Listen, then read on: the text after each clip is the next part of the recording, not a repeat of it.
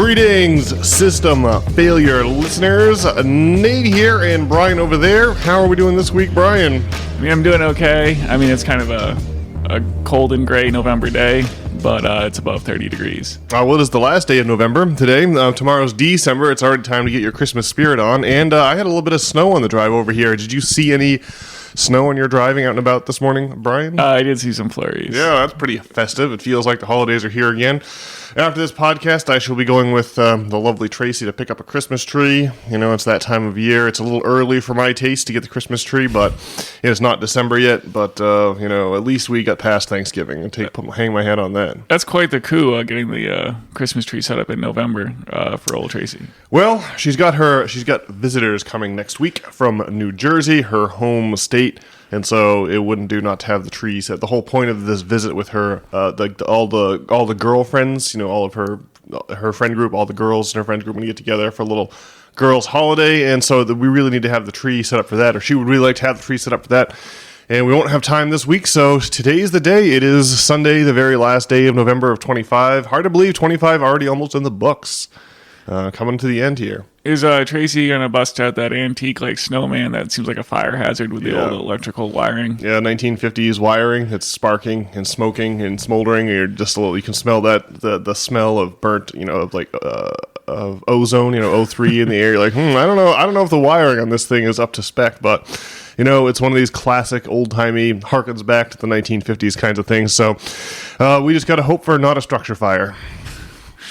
All right. Yeah, it is crazy how people used to live. I remember when I was going to Guy Eero, right? Our elementary school. Yeah. We had bus 1, which was a somewhat newish bus, but then there was bus 25, which was one of the pre-90s buses or something.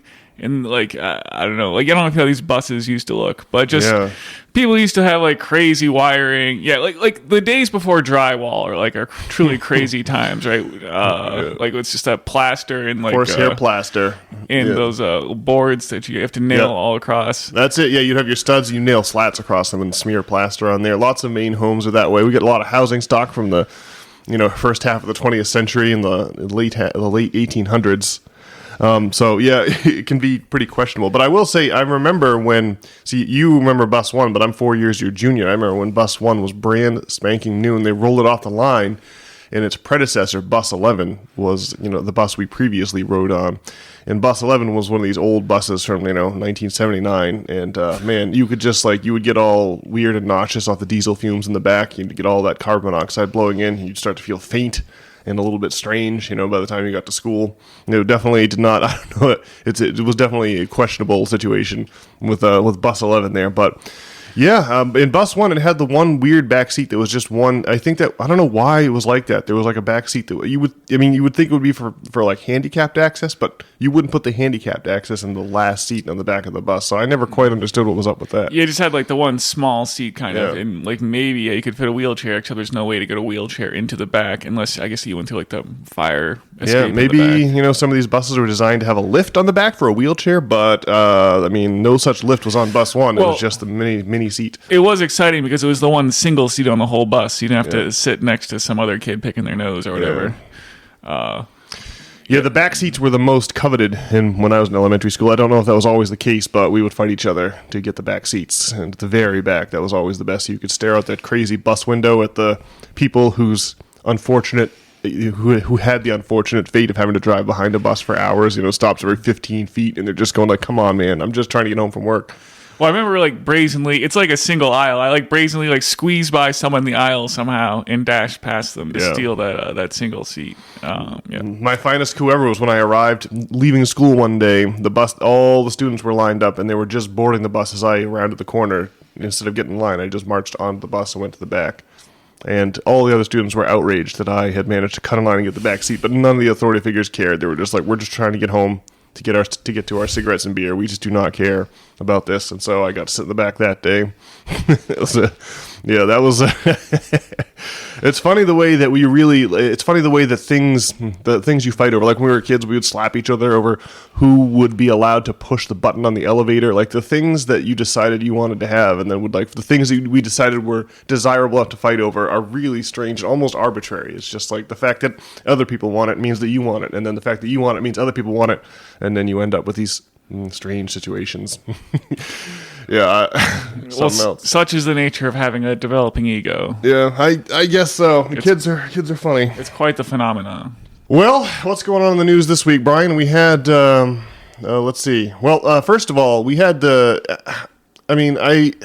Candace Owens, man. She obviously does podcasts, and she is, she's like an attractive black woman. She's very good at presenting. She's a clear communicator. She seemed credible enough. But I don't know, the things that she claims are seem crazy. Now, I don't really listen to her podcast. I've seen a few clips here and there, or maybe heard a few clips here and there. So it's like Nick Fuentes, right? I never have listened to Fuentes' podcast, but everyone was talking about this Fuentes kid. And just for the first little while, I just, the impression of figures like Fuentes or Owens, like the media just tells you that these are terrible. At least, like if you go on Reddit, they just tell you these are terrible people and not worth listening to. So you first hear of them as if they're these terrible people, but then if you actually listen to them, they actually are making some good points. Not that I need to sit and listen to 27-year-old Nick Fuentes talk about how he's down with Hitler, but I mean it's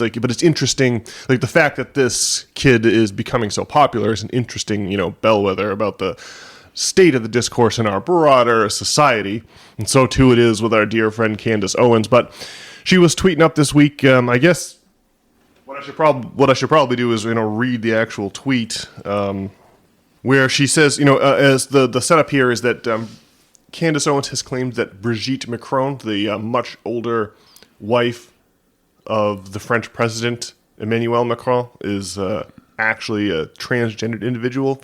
I don't know why this matters so much, but I mean, if you look at a picture of Brigitte Macron, I mean, she totally looks like a dude. I mean, there's that. I mean, it's unfortunate. But then the Macrons are trying to sue Candace Owens, and she's all about it. Can't wait to get to the discovery phase because she is 100% sure she's right about this. But anyhow, I guess this is a pretty long tweet, so maybe I'll just read it until we get to the point here. But it's got the flashing red light emoji. We all love that. Every other tweet has this flashing red light emoji. The siren light, like the goal light. Urgent, it says, 2 days ago, I was contacted by a high-ranking employee of the French government. After determining this person's position and proximity to the French couple, I have deemed the information they gave me to be credible enough to share publicly in the event that something happens. In short, this person claims the Macrons have executed upon and paid for my assassination. Yes, you read that correctly. More specifically, that the green light was given to a small team in National Gendarmerie Intervention Group. I am told there is one Israeli that is on this assassination squad, and the plans were formalized. Again, this person provided concrete proof that they are well placed within the French government apparatus. Further to this point, this person claims that Charlie Kirk's assassin trained with the French Legion 13th Brigade with multi-state involvement. Journalist Javier Poussard's life is also at risk. This is deadly serious. The head of state of France apparently wants us both dead and has authorized professional units to carry this out. I ask that every person retweet and share this. I don't know who in the American government can trust it. Well, we can yada yada over all that. But yeah, I don't know, man. You must have seen this tweet, Brian. I don't know. I mean, on the one hand, it is clear that reality is far stranger than we ever dared suppose. And that in the old Walter Cronkite days, like when America only had 3 news stations, they were lying to us, but at least we're all on the same page. At least we all believe the same lies. But now, with the fracturing of media and the neo-printing press, the internet, giving us all varied lines of sight into reality, it does seem that the ruling class are, what would you say, depraved beyond description? So, I don't know, man. What did you think, Brian? I mean, you must have seen this tweet, eh? I did. Let's see. Well, I've watched some of Candace Owens' show, and while watching the show, I mean, it's crazy. Like right now in the saga, they're talking about like these jets that were, I don't know, I guess Egyptian, but I think when they're saying Egyptian, it's like code for Israel or something. Wait. Okay, so Egyptian like fighter jets? There's some kind of like private jetliner or something that was Gotcha. flying from like Delaware to Utah like the day before. And like, I don't know, like on her show, it's been like a ratings bonanza since the Charlie Kirk murder. And so they slowly inch the narrative forward. And when you say it's been a ratings bonanza, you mean this idea that Charlie Kirk, the late Charlie Kirk, was realizing there was no way he was going to be able to sell the ongoing misdeeds in Israel to a crop of young Republican college students, and there was a conflict between the donors to his Turning Point USA organization, pro-Israeli donors to his Turning Point USA organization, and then the actual students who are a part of it, and that this was the reason that he had to be shot down.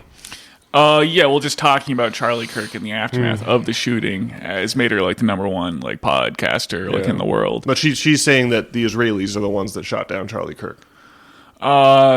I think it's implied. It's implied. Okay, all right. So maybe she's not quite. All right. I thought she was nakedly saying that, but all right. Now, with regards to Candace Owens' credibility, there is like, her two claims to fame are like one that Macron's wife is secretly a dude, and then that this whole Charlie Kirk was basically murdered by Israel thing. When I first heard about Macron's wife, and I looked at a photo, I was like, oh, well, it does seem plausible. Yes, yeah. It is a crazy thing because, Macron was like in high school and she was like a 40-year-old teacher. Yeah. And so in any case, the story is crazy, whatever the truth is. And then with the Charlie Kirk business, I mean, they're trying to say like the Mark Levins and on, I don't know, CNN or whatever, that Candace Owens has no credibility. And they were all like, well, Charlie Kirk like never questioned his relationship to Israel.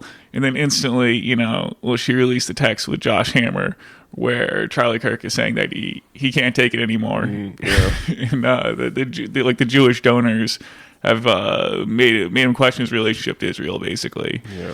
So something to that effect. Well, let's be real. Like Turning Point USA is this huge organization. It probably had something to do with the Donald getting elected in 24. I mean, it's like it's a huge influential organization of all these young, right? I mean, isn't that the demographic that swung hard for the Donald young, like Gen Z, kids, especially young Gen Z lads. And so isn't it the case that, I mean, this is a big deal. I mean, we're talking about the soul of the Republican Party here, and we're talking about what does Charlie Kirk have a issue with the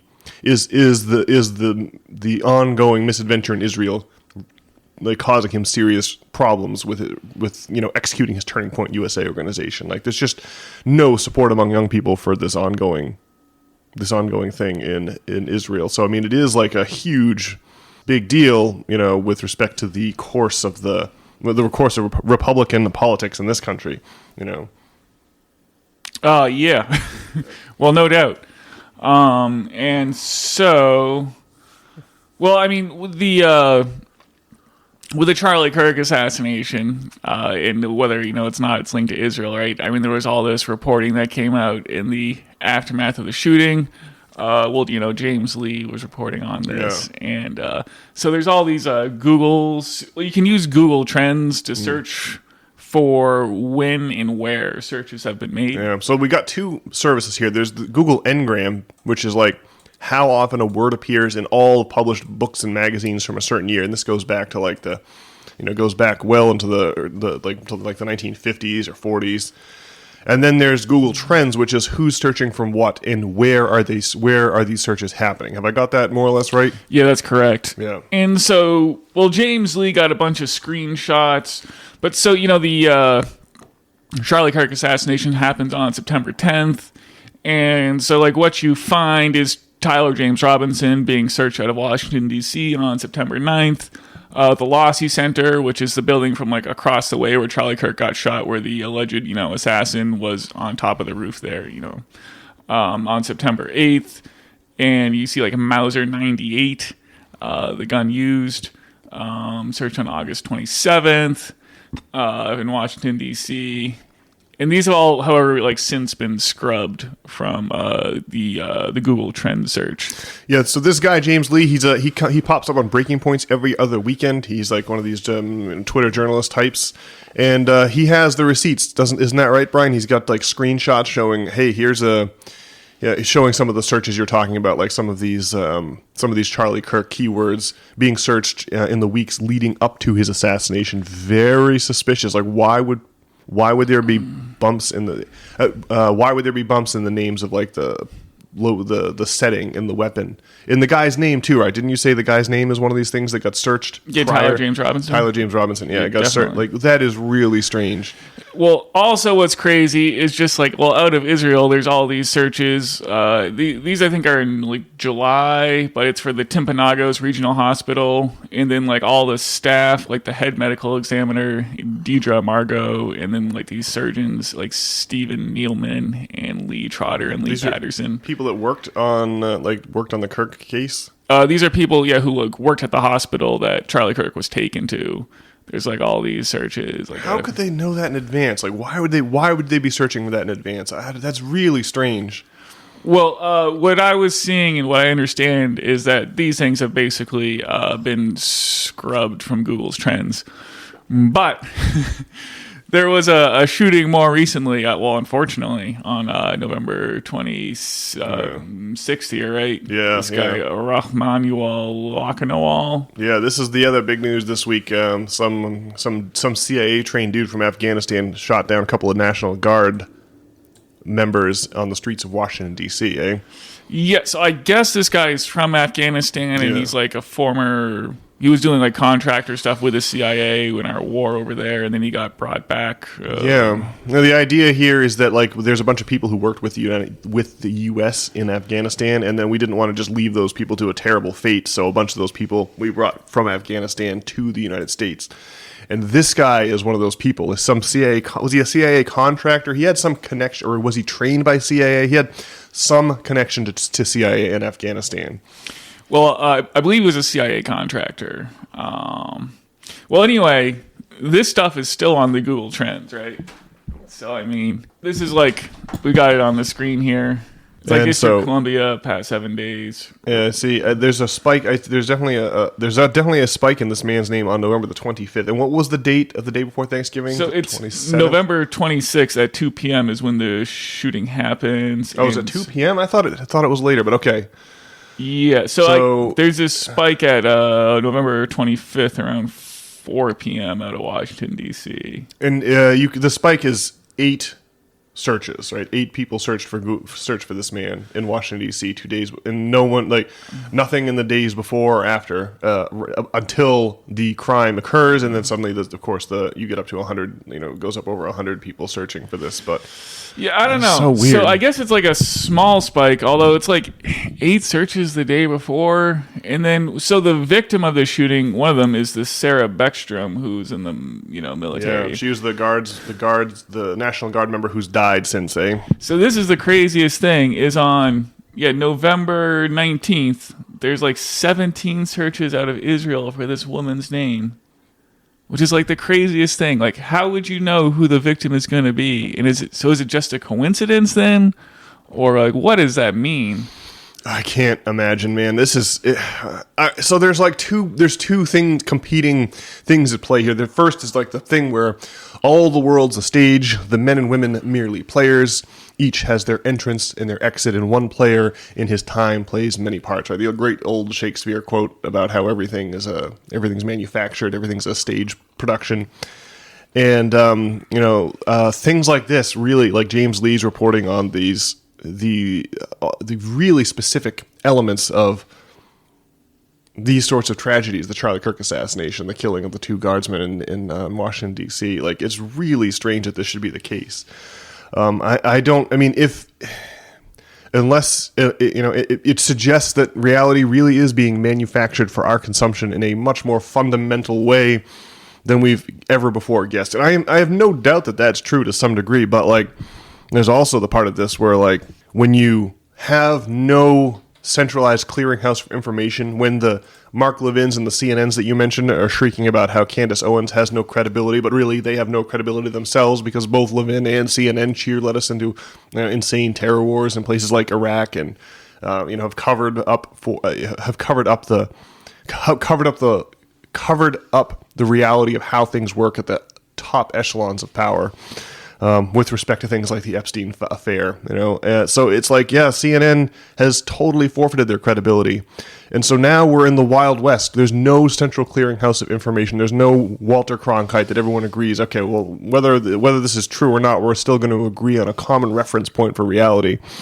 No, we are just totally adrift. We've taken an axe to the anchor chain of a centralized clearinghouse of information, and so, I mean, it's definitely true that the ruling classes that our impression of the ruling classes has been carefully managed, and that to some degree we really are in a stage production. But then it's also like Candace could be just grifting for those sweet views. I mean, imagine if our podcast had the views that Candace had, we would be like, driving Ferraris and living life large. It would be it would be hard not to want to keep that gravy train going. So I don't know, man. This is a tough one. Clearly there's something very strange about reality. Well, I don't think that Candace is grifting. I don't think she's right about everything she says, and what she does do a lot of is just like following her gut feeling on things. But I mean, it seems like, broadly speaking, there's like something going on with Macron and his wife there. It's like a crazy story one way or another. And then obviously this Charlie Kirk shooting is like crazy too. And so I guess I don't think she's a grifter. What I just really don't understand, you're some kind of CIA agent, black ops thing. And so what you need to do is drum up some anti-Islamic phobia. You need to foment that in the United States because, we are lacking in support for our military industrial complex. So, if we can, brainwash, some former Afghan contractor into committing some kind of act of violence, it'll make bazillions of dollars for our friends at, Raytheon or whatever. So, we find someone, you scour the internet, you're connecting to people, you find someone who's weak, you browbeat them down and break them down and get them to do something crazy. I mean that part, is obviously evil and unchained, but I can wrap my head around it and it makes sense. But how on earth, would you pick out the victim of your shooting before it happens though? That is the craziest thing, with Sarah Beckstrom there. And I don't know, I just searched Sarah Beckstrom in the United States and there's nothing there, but it is in Israel. What is, how on earth, what does that mean? Yeah, I mean the implications it could just be a coincidence or a Google some kind of a Google freak out or a Google error. I mean, it certainly seems convincing to James Lee, who's as sober a mind as I have no reason to think that James Lee has any reason to any reason other than the same one you have, Brian. What is trying to figure out what is going on here. But to your point about getting someone to commit a crime, that was the whole point of MK Ultra, right? The whole idea was that you could create not Manchurian candidates, but people whose brains are manipulated with in such a way that they could commit a crime, that you could give them an instruction and they would carry out the instruction and then have no memory of it. Mind control is what we're talking about. And mind control was a serious pursuit of the U.S. government through the 60s and 70s. We found out in the aftermath of Watergate when we got to look at the books of our venerated intelligence services, and who knows what they've been doing. And since the Church and Pike Committee hearings of the mid 70s, it's not as if the intel services stopped doing bad things. It's that we stopped looking, not that they stopped doing bad things. So who knows what those people have been up to in the 40 years since then. But yeah, that is I think about the Times Square bombing guy who was put up to it by the FBI, or the conspirators to kidnap Gretchen Whitmer, who were put up to it by the FBI. I mean, wasn't it the case that the plot to kidnap Governor Whitmer was primarily FBI agents? There was just a few people. It was 16 people, and 12 of them were FBI, or 13 or 14 of them were FBI agents, something like that. You realize everyone else is an FBI agent. You're the only one, and it wasn't even like your idea to do this thing, but they're gonna, it's like it's how some of this counterterrorism task force can justify their existence. So yeah, putting people up to things definitely seems like the way that our government does business. Well, just also with the change in Reddit that we've lamented over the years, like back when Bernie bros were back to the Hillary Clinton election and being the support for Bernie Sanders became deemed Bernie bros. I mean, you can just see it's just obvious the way in which the internet's astroturfed if you live through that, and so it's just really unsurprising that they put people up to things, and well, that part all makes sense. It's just that it's the knowing who the victims are going to be of your shooting before it happens. And so to that end, I think that really what this suggests is there's only really one thing, and that is they know what's going to happen before it happens. So they've got some kind of oracle of the future that's revealed the victims' names of this shooting, and so that's why they're Googling it. And so I don't know what unholy mechanism that is. Maybe they're getting out a Ouija board. Maybe they've got some virgin that they put up like in a temple and load her up with drugs, and then she spits out information, and then they're researching it ahead of time. Something like that. But I think that's like the only logical explanation. Yeah, you'll ever hear the weird old stories about like army detachments training for World War II out west, in the prairies of the United States, and they come upon they see like an old-timey cavalry. Old-timey U.S. cavalry move through the valley they're in or whatever, and they just look on in shock. Well, General Custer, people dressed like General Custer, 19th century, U.S. Army, cavalry gear. They ride through and disappear. But this is they're 100 years anachronistic. There's all kinds of if you look them up, there's all kinds of weird stories like this, and people just have no explanation. But it may very well be that time is if you get in your car. Right. If your car's top speed is 100 miles an hour, you can travel 100 miles in the north direction. You can travel 100 miles per hour in the north direction, but that implies that you're traveling 0 miles per hour in the east direction, right? If your car's top speed is 100 miles an hour and you're traveling due north at 100 miles an hour, you're moving east at 0 miles an hour, right? And alternatively, you could drive east at 100 miles an hour, but you would be going north at 0 miles per hour, right? And then you could go northeast. There's all kinds of different combinations, but the point is that space and time share that same relationship, right? This is the point of Einstein's theory of relativity, right? The faster you move through space, the slower you move through time, and vice versa, right? It's like they're connected. It's like space and time are like different compass directions, versus being different dimensions entirely. Like we understand that that length and width and height are different dimensions of different physical dimensions that we measure with a ruler, but it may very well be that the only reason that we measure the fourth dimension with a stopwatch instead of a ruler is just the limited geometry of the human imagination, right? Like length and width and height are all exist at orthogonal 90-degree angles to one another, and but there's no place you can cram in another 90-degree orthogonal angle to the X, Y, and Z axes, right? It's just the way that our brain works is too limited for that. So we have to resort to the flip book where you have a bunch of sequential images, right? So if that's the case, if time really is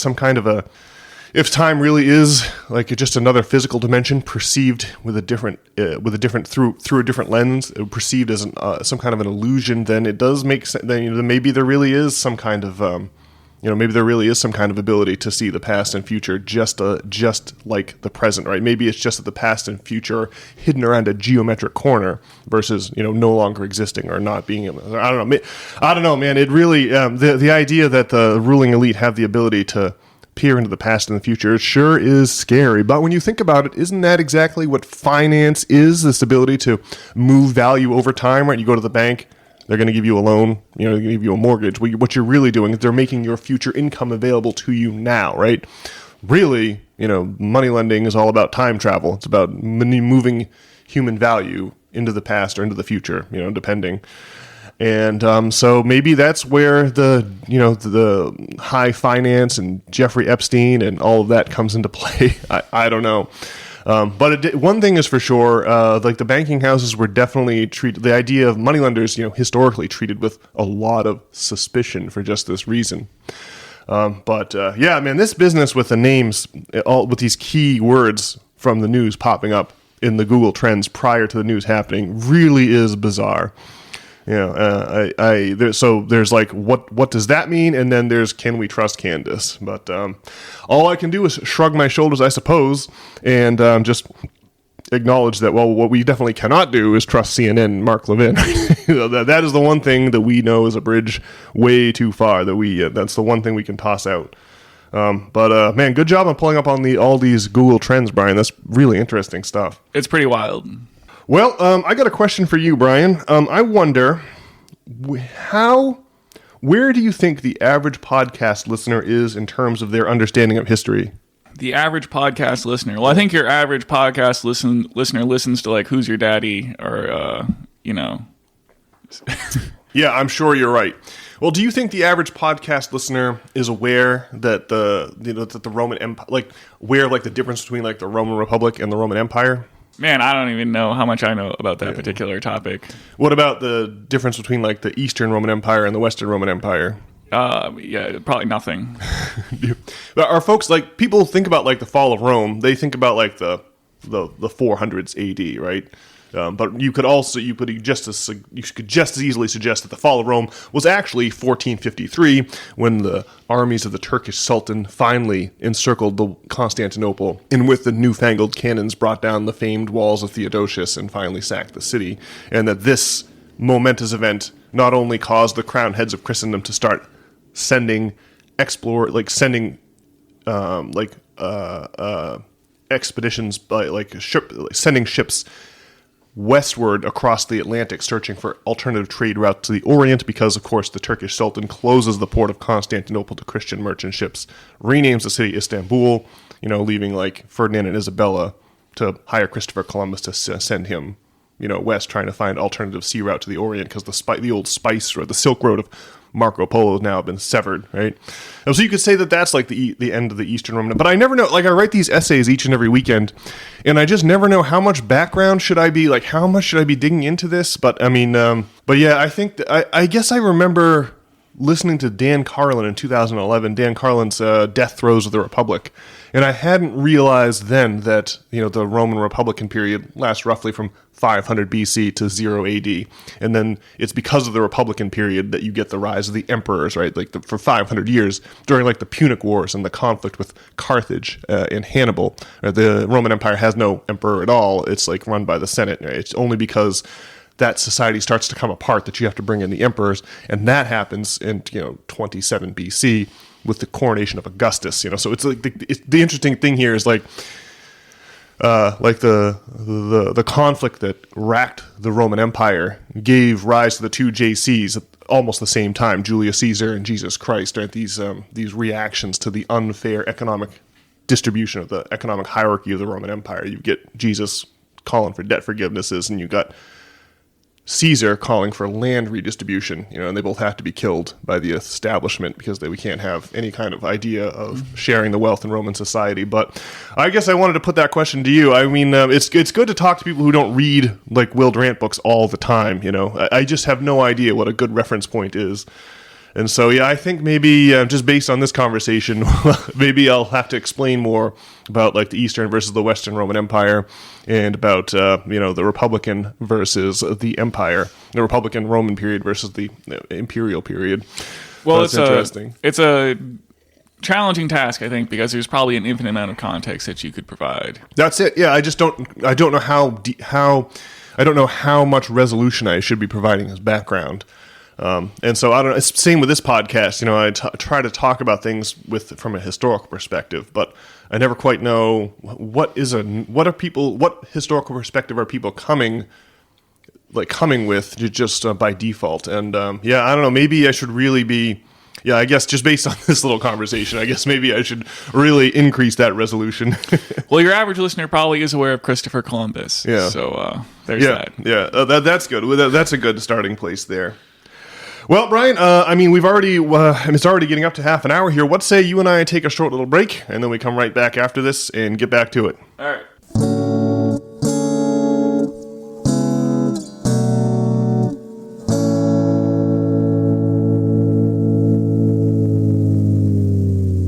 And we're back. All right, Brian. Well, turning back to the news this week, it now seems that the Donald is announcing yesterday, Sunday, that he is closing the airspace over Venezuela. It seems the saber rattling is reaching a crescendo with respect to the good, the good Venezuelans to our south here. What is going on? Are we this is supposed to be like the Donald's supposed to be the anti-war guy, the America First guy, and here we are, looking like we're on the eve of yet another insane war that nobody wants, right? That has it wouldn't occur to, that doesn't that you're going to have to manufacture consent for. Like what is going on? Yeah, I don't know. I don't know if it's supposed to be like an insane distraction from, I don't know, like our crazy relationship with like Israel and Charlie Kirk and all this other stuff. The ongoing Epstein affair, which stains every tablecloth in Washington, D.C. at this point. Like the terrible economy. So I guess it is kind of the play to go back to is start drumming up war. And I guess like Venezuela has oil, right? Isn't that the case? Huge oil country. Yeah, absolutely. Don't we like have plenty of oil as it is? I believe it's true to say that the United States has, in recent years, been a net exporter of oil. Although maybe that's so. What's going on with the United States is we have those shale oil reserves all across the Appalachians, and so that shale oil, it's like when gas prices are higher, it's cost effective to extract that out of the ground, and when petroleum prices are higher, the U.S. becomes like a net exporter of petroleum. But I think where gas prices are lower, maybe we're back to importing. But whatever the case may be, I don't think that the Venezuelans' oil is like critical to U.S. interests or anything like that. I think it's a lot of oil, and I'm sure that like all natural resources and commodities, our corporations would love to get their slimy hands on it. But man, like maybe the Donald needs to like drum up some like establishment support because he doesn't have any popular support anymore. So he's just gonna kind of go and do like the neocon playbook and just do things that'll get him praised on CNN. Yeah, but maybe that is it. That's really all I can think of, right? But his base doesn't watch CNN. Everyone gets their news on Twitter. No one watches CNN. And everyone is going to hate the fact that this man is getting us into yet another ill-advised military misadventure. It's like, maybe it's just as simple as the military-industrial complex is hungry. It needs to feed, and we just have to, unfortunately, the wars in Iraq and Afghanistan have drawn down. We now have Jalani, the ex-ISIS guy running Syria, it's like, man, the big defense contractors need to move some war material, and without unrest or political conflict around the world, they can't move that war material, and so we're going to have to create such a conflict with our neighbors to the south, the Venezuelans here. Well, the Donald has to realize that this is devastating to his popular support. He was just glad handing with Mom Donnie in New York there, and he seemed like he was basking in the glow of his popular support, right? And so the Donald must want that for himself, right? And he must realize that no one cares about Venezuela in the United States. Maybe, if he doesn't realize that now, I gotta think it's going to become very obvious soon. And so maybe the Donald will do the thing where he, waltzes out to the brink of the cliff, but then rushes back, kind of like with all the tariff stuff. Remember that Liberation Day business, like putting tariffs on bananas and coffee beans, only to realize, oh wait, everyone hates this. We make neither coffee nor bananas here in the United States. So slapping a tariff on those things serves no purpose other than to drive up the cost of those things for already beleaguered consumers. So maybe the Donald will do the thing where, oh, just kidding, we're not going to actually, fight this Venezuelans after all. And maybe that will be, I guess that's all we can hope for at this point, that this stunt will pass without further bloodshed on anyone's part. Well, our government sure is an unmitigated disaster, is what you'd have to say. And there's obviously no bringing this thing back from implosion. I don't know. I just don't know what crazy thing is going to happen next, in the midterms. Who are we possibly going to elect to be president? It's just going to, I don't know. Yeah, with the Donald vacating the throne, I don't know. There's just no one. Everyone hates all other politicians, with the exception of the pure, maybe with the Bernie Sanders. I don't know. Maybe Thomas Massey's another one. Maybe, Thomas Massey, everyone, like the regular people like you and me like Thomas Massey because the man votes against insane spending bills and against wars of all kinds.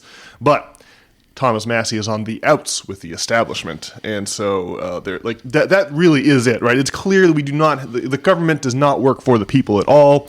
Rather than a one person, one vote system, we have got a $1 one vote system. And that's why there's like any number of studies online that show that the will of the people is not reflected at all by the acts of Congress, and that it's the donor class, it's their priorities that get enacted by Congress. And that's what's really going on here. So maybe this saber rattling with respect to Venezuela is just that simple. And it's just the donors that want it because they have huge, tranches of stock in the Northrop Grummans and the Lockheeds of the defense contractors of the world.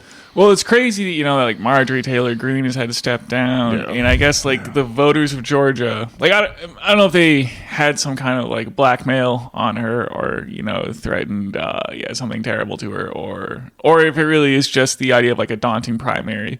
But just hard to imagine they do run the commercials nonstop, and I'm sure they'd show old MTG like in black and white with a scowling face, and people are like, well, I guess I'm going to vote for this neocon shill rather than like someone who does the America First thing. Yeah, I know the ad you're talking about, right? They'll have a picture of the politician who they're smearing in black and white. Maybe they'll be in slow motion. They'll have a bed of ominous music. Yeah. MTG supports this. Thomas Massey supports that. Bernie Sanders this.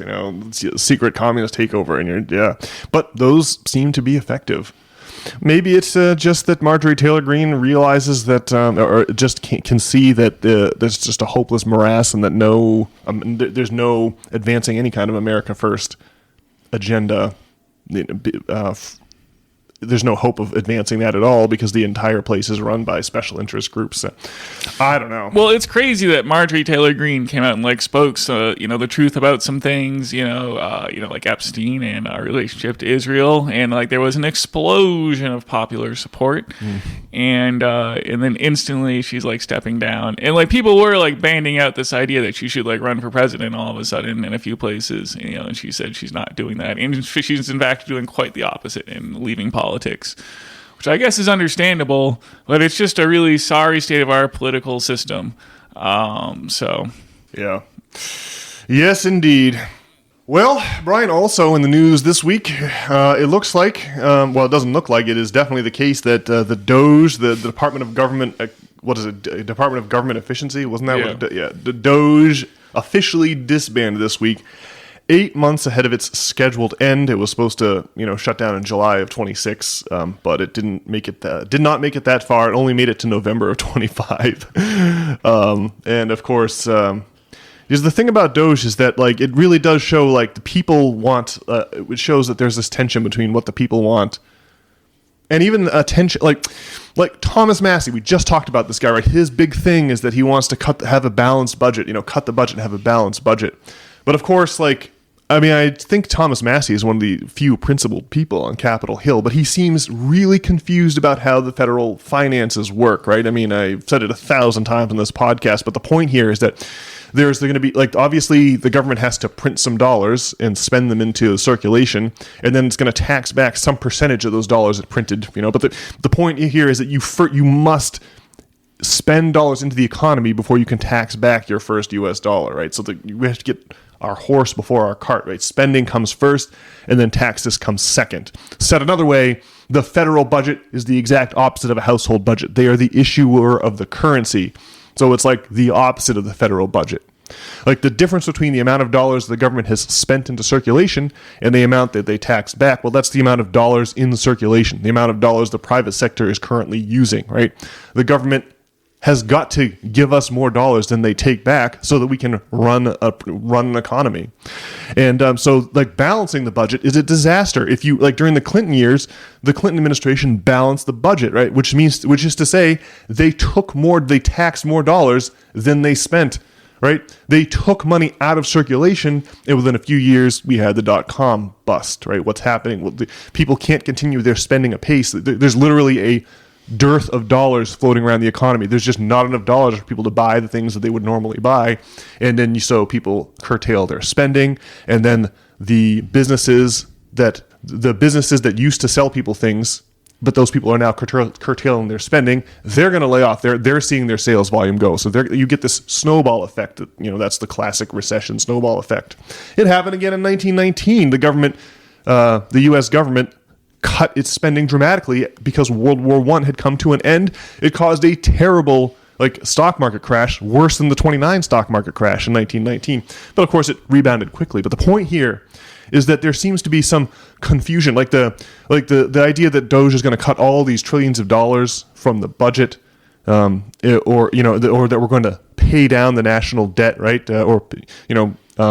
What we should really do is the delta, the difference between the amount of dollars the government spent into existence and the number of dollars they took in, right? We should just stop considering that to be a debt at all. It should just be a count of how many dollars are in circulation. It shouldn't be, we don't have to borrow money from rich people. We can whip up our own dollars anytime we want. You only have to manage inflation, right? You have to create your dollars with respect to the inflation rate, right? Because you don't want too many dollars chasing too few goods. But there is no reason whatsoever that currency issuance has to be an occasion to go into debt, right? That's the real scam here.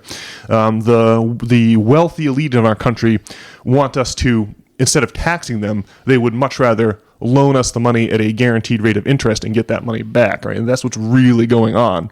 The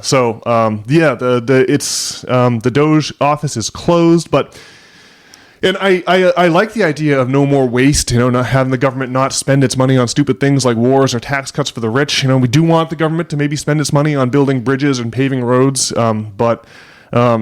but it does seem to me that the DOGE thing was this media stunt that's based on a fundamental misunderstanding of federal finances. And so, of course, it has to close, right? Of course, it can never be serious, right? Of course, Javier Milei in Argentina is doomed to failure and repeated bailouts from the United States, right? Of course, this is the whole libertarian view of taxing and spending is based on a fundamental flaw. And so I just think that's why the DOGE has to close, Well, it sounds like a good idea. Yeah. There's clearly a lot of grift and waste and pork barrel spending going on.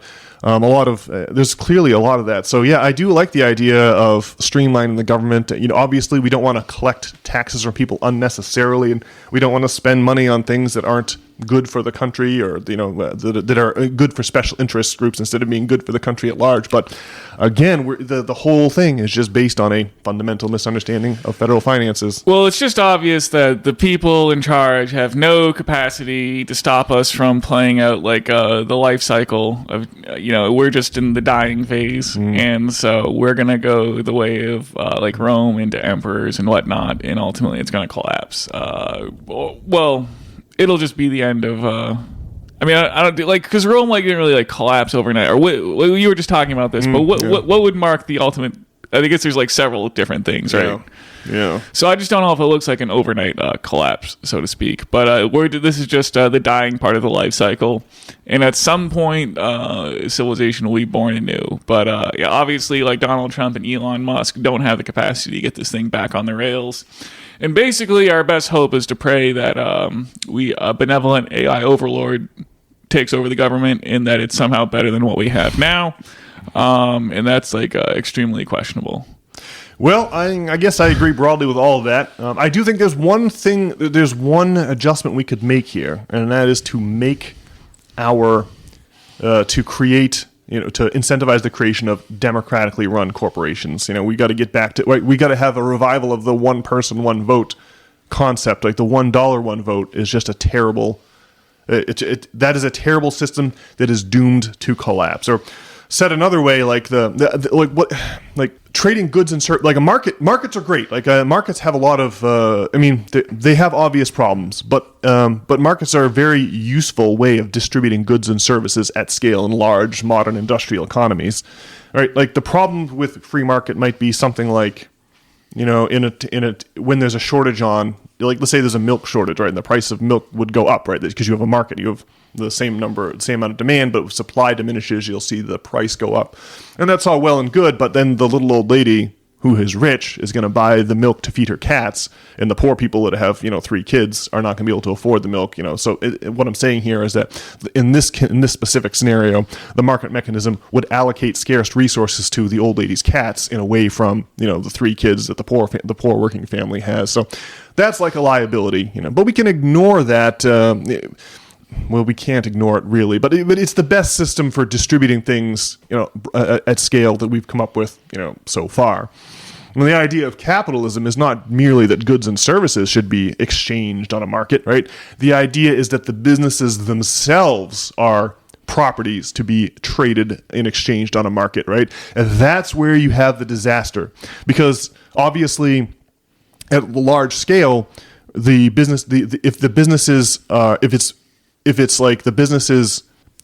businesses are bought and sold on a marketplace, they're going to end up being bought and sold by investors who are looking to maximize the return on their investment.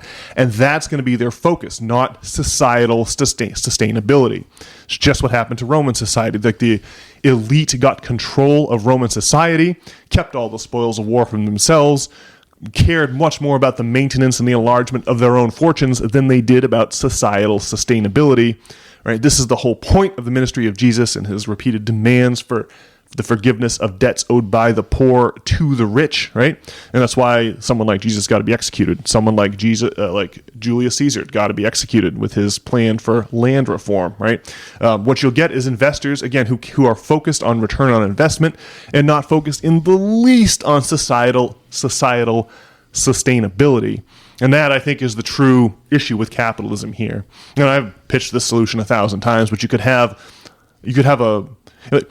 one thing about small businesses often have owners, who roll up their sleeves alongside their employees, and this is this is where capitalism is at its absolute best. But you could have a rule where every time a business wants to sell itself, it has to offer itself to its employees first, and then you could have the government print the money, loan it to the employees. The employees could buy off the owner if they voted to, if they chose, yes, we want to vote to buy this business off our owner. And then the owner gets made whole, but then the business itself is under the control of the workers. It becomes a worker co-op. And that way, at some point between the low level, small business where the owner is really involved in the day-to-day, and then the multinational conglomerate, somewhere in the evolution to a multinational conglomerate, which is accountable to its board of directors, and the board members send proxies to the board meetings, and you get this sociopathic corporation that cares only about profit and not about any of the other externalities. Like, we all know these international conglomerates and how they behave and how they can make decisions that are good for their bottom line but disastrous for society. So the idea here is that at some point in the matriculation from small business to international conglomerate, you transform the ownership structure of these businesses into democracies, and then you still would have collectively owned businesses, but the goods and services they provide, well, those you put on the market, right? Those compete in the marketplace. So that's just that's just one way to try to get out of this paradigm that you're talking about, like the death spiral where the elites and the oligarchy just consume society for their own good and burn it to the ground like a parasite consuming the flesh of its host. Well, the death spiral, I think, is there's all kinds of things you could do if you could get people to act like in a self-interested way, or at least not succumb to the propaganda of our reptilian overlords. Yeah. So I don't know. What you need is like a cultural change in the zeitgeist, and what we need is our Lord and Savior to return, and there must be some connection between Jesus, the idea of Jesus spreading across the land, and let's see. Well, that's so. The Roman Empire, it was in its death throes from 0 to 500. Or what's the connection between the Jesus and the death throes of the Roman Empire? Well, briefly.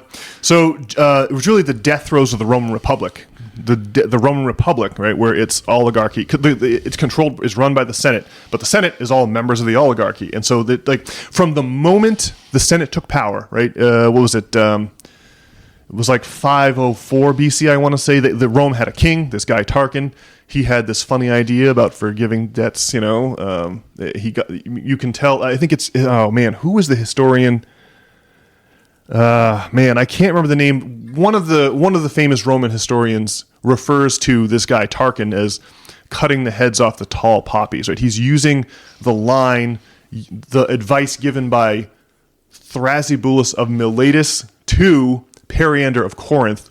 Periander of Corinth is one of these so-called tyrants. And back in the day, politicians who usually it would be some member of the aristocracy, but a minor member of the aristocracy, right? They wouldn't be the main people in power. They'd be one of these, ancillary aristocracy figures. They would take up the cause of the common people. They would become populists, in other words, and they would propose reforms that would curtail the balance sheets of the rich, but benefit the populace. And so they would take power with a popular mandate. So they called these people tyrants, and one such tyrant, they meant it as an invective, right? Tyrant, they use this word to like slander people who take power and actually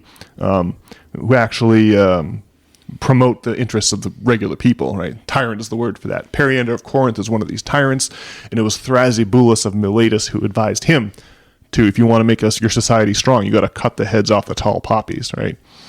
And I'm forgetting which Roman historian describes Tarquin the Great this way, but Tarquin the Great is the last king of Rome, and he's getting ideas to cut the heads off the tall poppies, and that's when he gets run out of town on a rail and replaced with the Roman Senate. I believe this was 509 BC is the date this happened.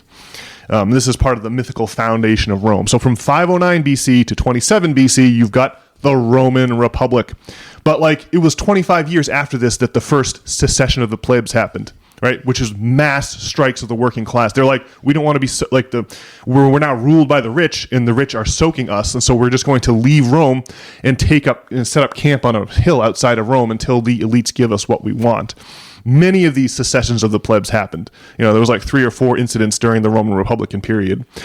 There were crazy slave wars, like the Servile Wars, like massive slave revolts on Sicily, or the Third Servile War. That's when Spartacus marched an army of gladiators up and down. He was able to have great success against the Roman military, and terrifying the populace. It just goes to show how exploitative Roman society was.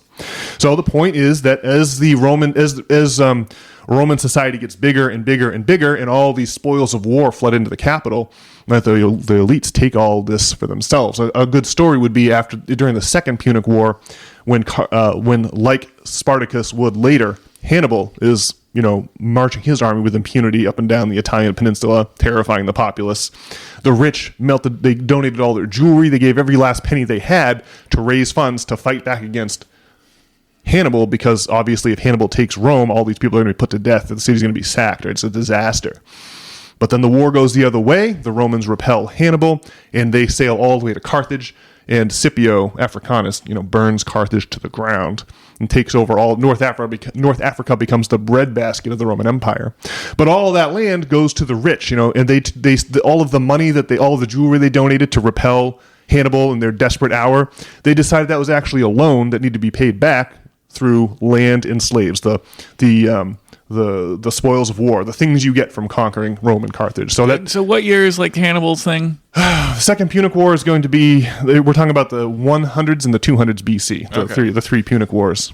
All right. So this all the real punchline here is that when you give the rich slaves and land, they put the two together and create these huge latifundia, huge slave-run farms, and the regular people of Rome, like the regular farmers of Rome, are put out of business, or they cannot compete with slave-grown grain. It pushes the price of grain below the cost of production for regular farmers.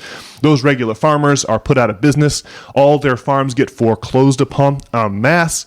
The Roman legal system, the same legal system we have now with all of its Latin terms, it just it blindly follows contract terms with no regard for societal stability, and you end up with all the land of the small farmers being foreclosed upon and turned over to their creditors, turned over to the rich people. And so by the time the 1st century BC comes around, you have a situation where like a handful of people own all the property in Rome, and everyone else is destitute. Everyone else is living in tenements in the capital city, relying on the grain dole. It's just a horrific situation, and that's where you get figures like Jesus Christ and Julius Caesar coming out of the woodwork to propose land reforms or debt forgiveness. Right? Jesus's plan of debt forgiveness would have meant not foreclosing on all the small farms, leaving people with their self-support land versus goosing the fortunes of the oligarchy at all costs, no matter what, So that's what happened. You get Caesar deciding he needs to march on Rome as a populare, a representative of the working class with plans for land reform. He crosses the Rubicon stream, which is illegal, right? Marching with your army, taking your army and occupying Rome is against all Roman precedent, all in Roman tradition, but he does it anyway. That touches off a crazy civil war. Julius Caesar himself is assassinated inside the theater of Pompey, and all this leads to the coronation of Augustus, Julius Caesar's adopted nephew, as the first emperor of Rome in 27 BC. Around the same time, you get Jesus's ministry in Jerusalem and his subsequent public execution. So. Oh, this is a long way. What was your original question here, Brian? What's going on with the Roman Republican period versus the empire? That's it. You get the empire as a result of a super unfair and unequal republic. And then what the impact of like Jesus as an idea on the population of Rome. I mean, it must have led to some kind of resurgence, I would think, right? Because I mean, before the church was adopted by the Roman government? Well, you would think, but the irony here is that St. Augustine of Hippo, this guy from North Africa, he interpreted Christianity, the forgiveness commanded by Jesus, not as a forgiveness of debts owed by the poor to the rich. No. What the forgiveness commanded by Jesus, according to St. Augustine, is, well, you've been on the P-Hub too much, and you need to go say some Hail Marys to make up for that, right? So it's not, it insulates the balance sheets of the wealthy from having to forgive any debts at all. And so what I'm saying is here, the Augustinian Christianity, the one adopted by the Roman emperors in a desperate bid to cling to power as their empire crumbles from under them, Augustinian Christianity, the Nicene Christianity, the Christianity that you and I are familiar with, right? It doesn't command debt forgiveness, and it's powerless to save the empire, right? So the Christianity that, you're exactly right, the economic message of Christianity is so popular that the new religion sweeps the empire like a wildfire in a very short amount of time. And so the power structures go from like throwing Christians to the lions in the Colosseum to themselves declaring them converting to Christianity, except for the version of Christianity they adopted and ain't the same one advocated for by Jesus. What year did that happen? The 400s. So there was like 400 glorious years of like resurgence until it's co-opted by the empire. Yeah. Well, I would say the empire really was at its high watermark at 0 AD during the lifetimes of Julius Caesar and Jesus Christ. Right. Really, roughly speaking, you have the empire building up during the 500-year Republican period and then winding down in the 500-year imperial period. The high water mark coincided with the rise of the emperor. But the emperor is right. What you needed was a strong man to enforce, to force society to get someone with supreme autocratic power. That's the only thing that could force Roman society to hold together for a few more centuries before the whole thing finally collapsed. Well, with regards to our own empire, I think, I guess my bold prediction would be, I think like our AI overlords, like the coming AI basically is the Antichrist. Mm-hmm. And then what you'll see is some like an overt battle between good and evil, wherein the spirit of our Lord and Savior or whatever emerges among the people and is in direct conflict with the Antichrist. And I'm sure what you'll see is starships battling in the sky or something like that. Yeah, I mean, it sounds funny, but I don't entirely disagree. I think we're coming to a place of conflict where like it's going to have to be the trajectory of society. It can't just be special interests and making the rich already richer. That is not the point of society. And so there's going to be a concerted fight over whose hands are on the wheel. Is it going to be $1, one vote on the ship's wheel, or is it going to be one person, one vote on the ship's wheel? And well, it's got to be the great conflict of our time. It was Karl Marx who noticed that the technology, private ownership structures, like we were just talking about, in the advent of too much too much labor-saving technology, right? They can't mix. It's like oil and water. You'll have a disaster if you have a privately owned companies and let's put it this way, an economy comprised of employees and employers instead of lords or serfs and masters and slaves. A system of employees and employers cannot last long when employees aren't needed, right? You will just have Karl Marx's observation was, well, obviously this system has an expiration date. The capitalist system of private ownership over the means of production has an expiration date imposed on it by technological advancement that it incentivizes, and that whatever comes after is likely to be even more democratic than capitalism, because capitalism was more democratic than feudalism. Feudalism more democratic than the slave society of Rome.